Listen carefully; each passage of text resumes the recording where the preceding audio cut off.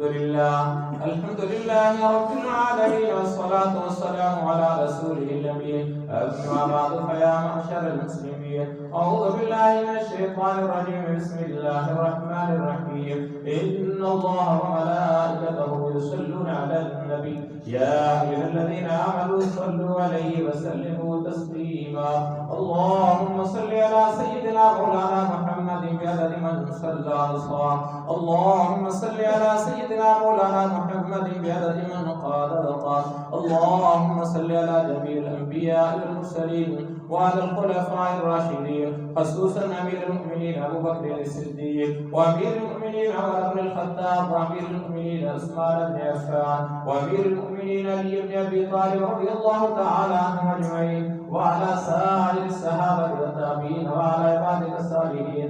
اللهم أيد الإسلام والمسلمين، اللهم انصر من نصر دين محمد صلى الله عليه وسلم واجعلنا منهم، واخذل من خذل دين محمد صلى الله عليه وسلم ولا تجعلنا منهم. اللهم أرنا الحق حقا وارزقنا اتباعه، وأرنا الباطل باطلا وارزقنا اجتنابه.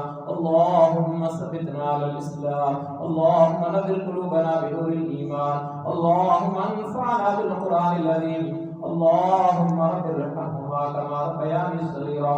اللهم اشف مرضانا مرضى المسلمين، اللهم اغفر وطننا باكستان، اللهم اغفر جميع المسلمين في كل مكان. اللهم اغفر للمؤمنين والمؤمنات الأحياء منهم والأموات. عباد الله رحمكم الله، إن الله يأمر بالعدل والإحسان وإيتاء ذي القربى وينهى عن الفحشاء والمنكر والبغي يعظكم لعلكم تذكرون.